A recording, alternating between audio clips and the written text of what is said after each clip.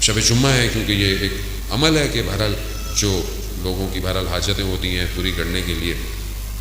ایک عالم دین نے ایک کتاب میں پڑھا ایک عمل کو جس کا تعلق شیخ بہائی سے تھا. شیخ بہائی بہت بڑے عالم دین تھے، فقی بھی تھے، کنسٹرکٹر بھی تھے، آرکیٹیکٹر بھی تھے. انہوں نے امام رضا علیہ السلام کا حرم بنایا ہے. اللہم صلی علی محمد و آل محمد. انہوں نے بنایا، اور ابھی بھی ان کا جو مرکز ہے، ان کی جو مقبرہ ہے، وہ امام کے حرم کے اندر ہے. کہتے ہیں کہ جب یہ حرم بن رہا تھا تو انہوں نے جو کام کر رہا تھا اس کو ایک تعویذ دیا تھا، اور یہ کہا تھا کہ یہ جو حرم کا دروازہ بناؤ تو یہ تعویذ دروازے کے اندر رکھنا، پھر دروازے کو مکمل کرنا. جب وہ واپس آئے دیکھا دروازہ بنا ہوا ہے.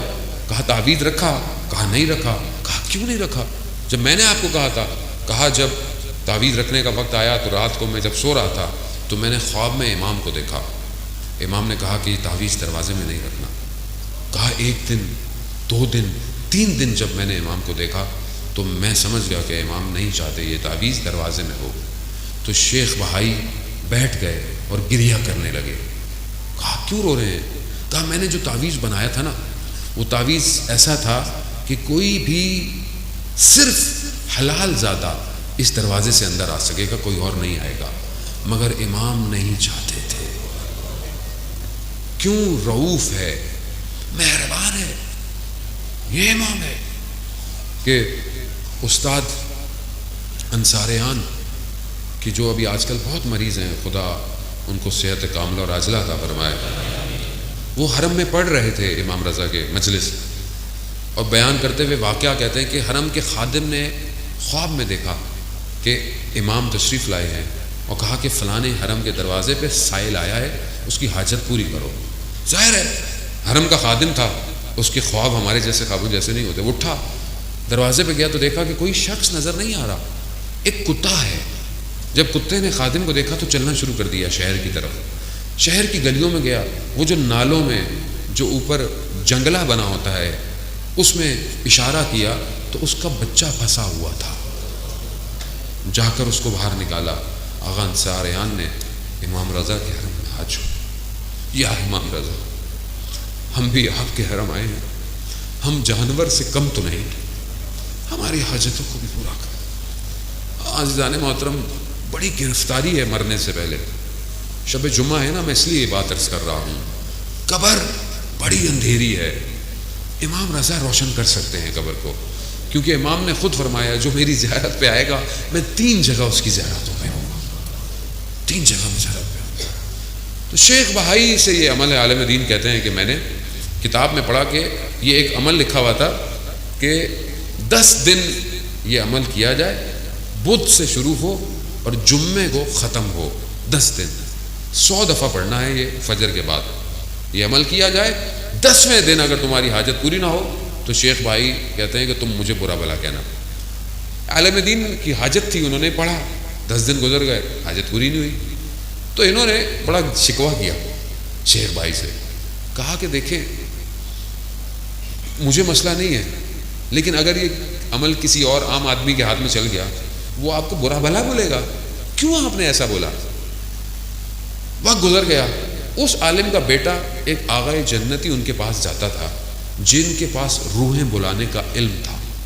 ایک دن بیٹا گھر آیا، کہا میرے فلانے شخص نے کہا ہے کہ شیخ بھائی کی روح نے آپ کو بلایا ہے. اب یہ بڑے پریشان تھے، یہ خیر یہ پہنچے وہاں پہ تو وہ جو روحیں بلاتا ہے کہتا ہے میں نے شیخ بھائی کی روح کو کئی دفعہ بلایا مگر کبھی بھی نہیں آئے، اتنے مصروف ہیں عالم برزخ میں، لیکن آپ نے پتہ نہیں کیا کیا ہے جس کی وجہ سے. خیر بولا بلایا. خیر قصہ بہت طولانی ہے. اس روح کو بلانے کا جو عمل ہوتا ہے وہ ایسے نہیں ہوتا کہ آپ سے گفتگو کرتی ہے، آپ جو لکھ کے دیتے ہیں اس کا جواب آپ کو لکھا ہوا آ جاتا ہے. آپ مت کوشش کیجیے گا نا مجھے بلانا آتا ہے روحوں کو. خیر وہ بلایا تو شیخ بھائی نے لکھا کہ عمل صحیح ہے، کتاب میں غلط لکھا ہو، بدھ سے شروع نہیں کرنا، جمعے سے شروع کرنا ہے اور اتوار کو ختم کرنا ہے، 10 دن ہو جائیں گے. تو کہا اس نے ایسے ہی کیا. اس نے جب دوبارہ کیا تو عمل ہو. میں نے بھی پریکٹس کیا اور میرے بھی کام ہو گیا. بہرحال میں نے کئی لوگوں کو دیا. اب دیکھیں کوئی بھی کام ہونا ہوتا ہے اس میں خدا کی بھی مصلحت ہوتی ہے یقیناً. اور جب کوئی انسان عمل کرے تو پہلے اپنے آپ کو بھی تو دیکھے اس کا باقی عمل کیسا ہے. باقی عمل اچھا نہ ہو، ہاتھ میں تسبیح پکڑ کے آپ عمل کرتے رہیں تو یقیناً عمل نہیں ہے. انسان کا اپنا عمل کیسا ہونا چاہیے.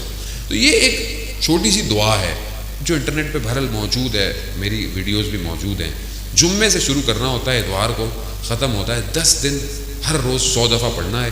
یہ میں ایک دفعہ پڑھ دیتا ہوں، اس کے علاوہ بہرحال یہ آپ کو مل جائے گا انٹرنیٹ پر کہ بسم اللہ الرحمن الرحیم یا مفتح الابواب و یا مقلب القلوب والابصار یا دلیل المتحیرین و یا غیاث المستغیثین توکلت علیک یا رب وقض حاجتی وقف مہمی ولا حول ولا قوۃ الا باللہ العلی العظیم وصلی اللہ علی محمد وآلہ اجمعین. صلوات اللہم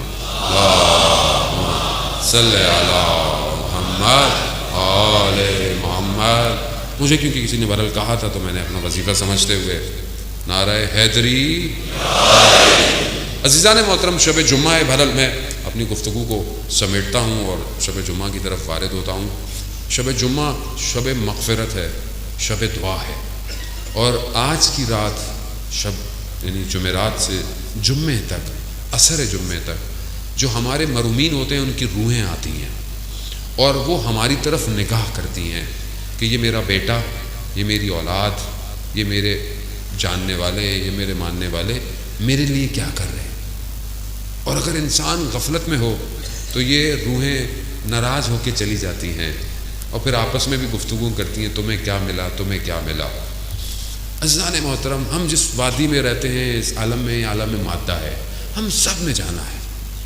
اگر آج ہم اپنے محرومین کو کچھ بھیجیں گے تو کل ہمارے لیے بھی کوئی کچھ بھیجے گا. کچھ نہیں کر سکتے تو ایک فاتحہ، کچھ صلوات، کوئی درود، کچھ نہ کچھ ضرور دیا کریں، کچھ نہ کچھ ضرور دیں. اور یہ جب دیں گے تو ان کو اسی کی ضرورت ہے. ان کو اگر آپ کوئی خیر نیک کام کرتے ہیں، حتیٰ آپ کہیں پر کوئی ایک سجدے گاہ بھی رکھ دیتے ہیں اور لوگ اس پہ سجدے کرتے ہیں، اس کا ثواب بھی انہیں جاتا ہے.